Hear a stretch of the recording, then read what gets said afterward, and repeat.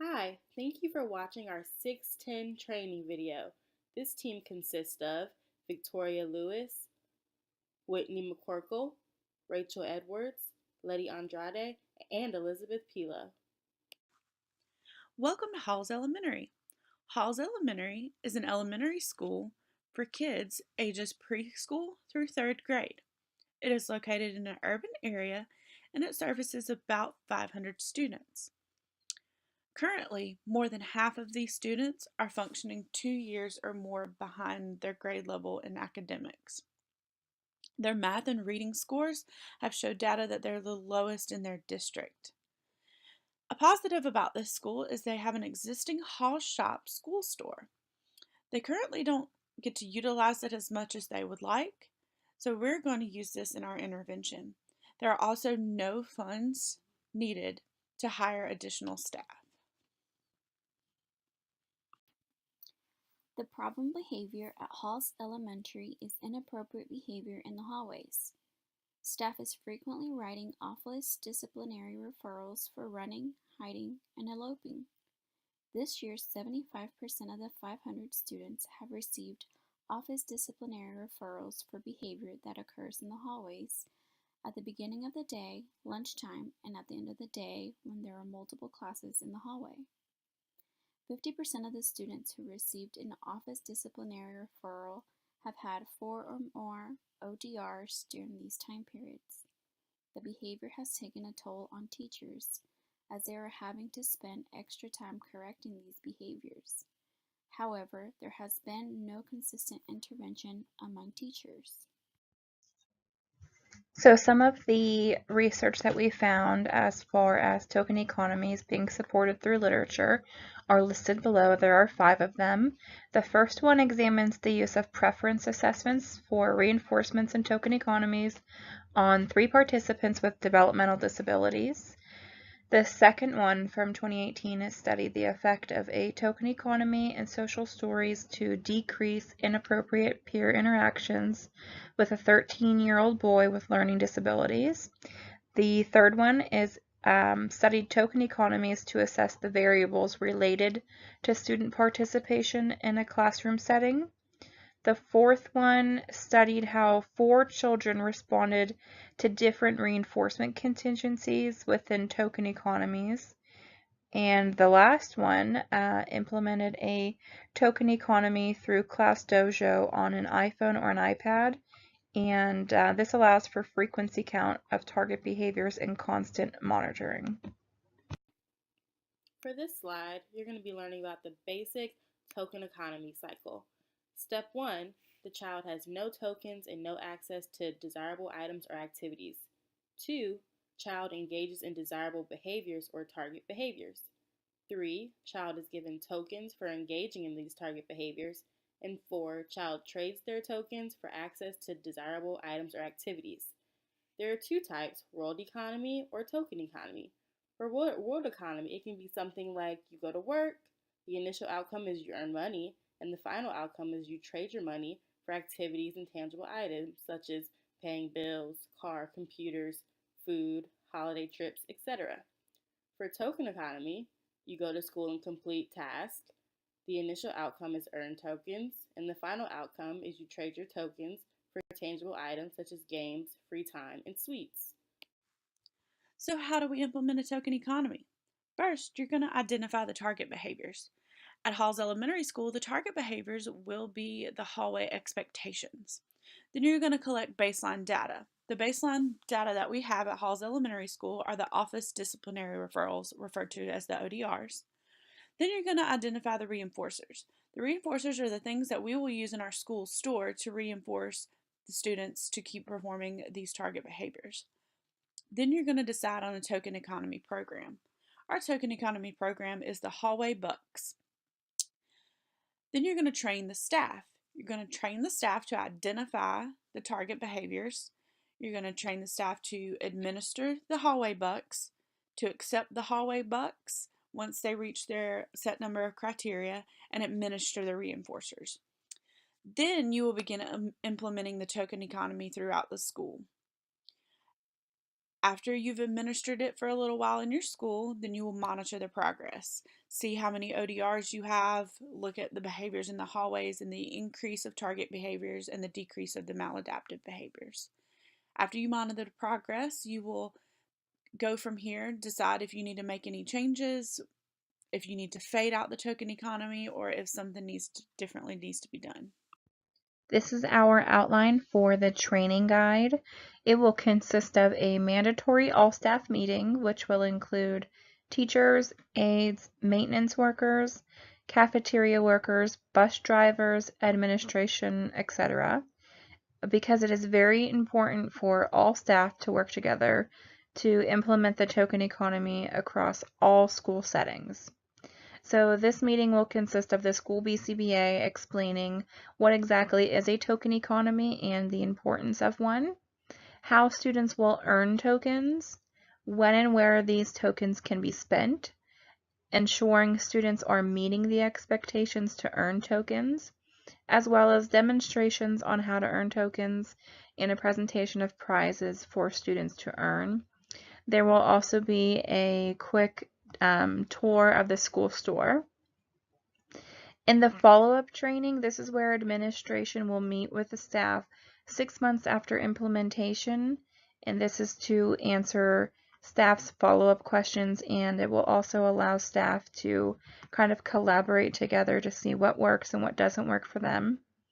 This will be a time for a review of data from baseline to current ODRs so that they can see exactly what the impact has been of the intervention. To begin, we wanted to include some example materials for our scenario. Here we have a poster that would be displayed around the school with the acronym of HALLS. And the acronym clearly and simply puts the expectations for the school. The hallway rules are simple and positive and clearly able to follow. For this set of examples, I wanted to show you the tokens that we were going to be using. These are fake money called hallway bucks, and these are the tokens that the students are going to be earning and spending for reinforcement. Over here we have the price list, so small prizes, $10, medium prize, $20, and large prize, $30. Students will be earning these bucks for good hallway behavior and following the expectations. Here is our school store.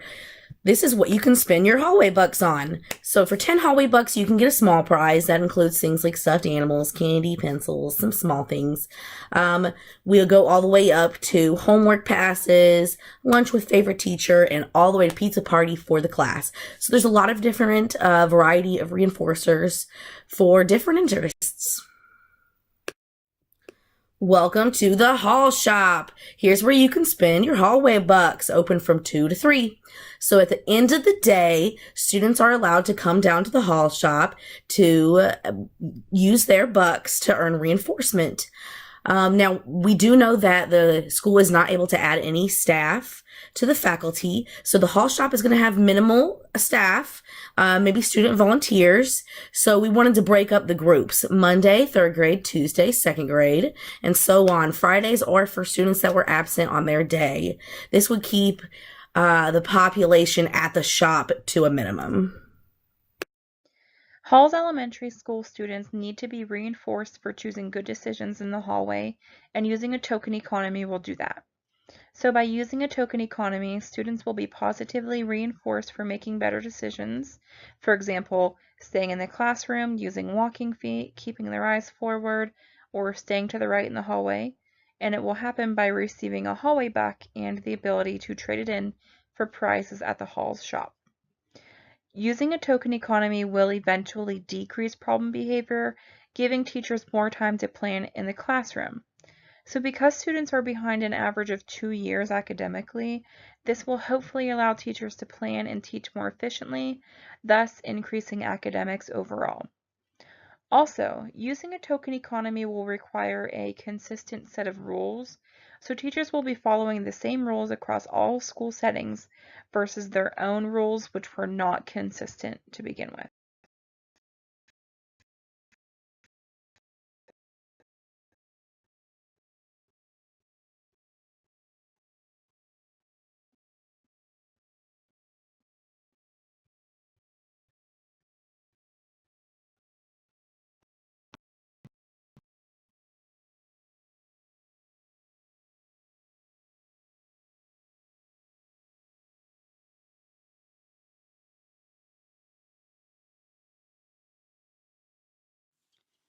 So our implementation plan has identified a team of professionals that we can use.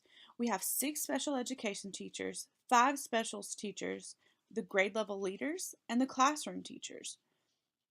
Our current practices that we have that facilitate this implementation would be the school store.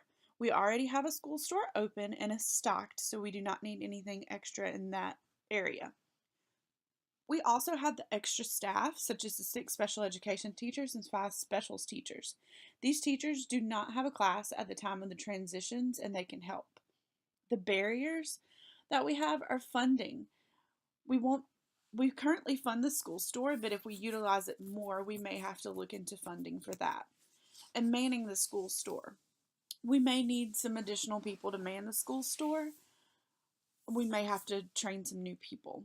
So what is token economy? How does it address the issue? Token economy is differential reinforcement of incompatible behaviors in our case, such as DRI. So if we're reinforcing behaviors that are great and they are incompatible with the maladaptive behaviors, then we are eliminating the maladaptive behaviors and replacing them with positive behaviors. It is a reinforcement, which is positive. We have conditioned reinforcers and backup reinforcers. The conditioned reinforcers would be the bucks, and then we have the backup reinforcers, which would be the stuff that they would buy from the school store. This is a tier 1 intervention. It can be used within the entire school that we're using right now, but a token economy can be used in tier 2 and tier 3 to address classroom issues or personal one-on-one issues. No additional funds are needed for the implementation of the token economy program. All materials needed for the fake dollars will be made from materials found in the school storage supply room. The rewards will be provided by the school store, which has already been put in place as part of other school programs. The school staff will be trained during regular hours, therefore, no additional overtime will be needed. The school will provide all the resources available for the implementation of the token economy program. Teachers are to reuse the fake dollars as soon as the students are ready to redeem their cash for the school store price. The materials and strategies used for the implementation of token economy can be reused and modified for another problem behavior once inappropriate behaviors are eliminated from the hallways. The school staff will create hallway posters modeling appropriate hallway behavior for students to use as a reference when walking in the hallways as part of the supporting policy. The development will be conducted of all lead and assisting teachers, school assemblies. The implementation will be conducted of fake dollars, showing students the rewards for exhibiting appropriate behavior, and the collection of data on student hallway behavior. The analysis will be looking at the data obtained by teachers to see how effective the procedures put in place are, and if needed, adjustments will be made to the program. For professional development, all staff will be trained by a BCA on positive reinforcement. The school assembly will hold both staff and students, and they will both be shown what is expected, and students will model in a video. Startup costs will be pretty low because both the school store and the mock money are already funded by the school. Parents and community are expected to set a list of expectations at home and have a similar system of token economy at home for students to earn different tangibles and sweet treats for doing chores and things like that. Here is our data collection chart. So first of all, we wanted to track office disciplinary referrals, as that is what the principal has been tracking so far. The principal has been separating the ODRs between beginning of day, lunchtime, and end of day, so we can see where the most problems lie. I also separated into phases, baseline, and when we implemented our token economy.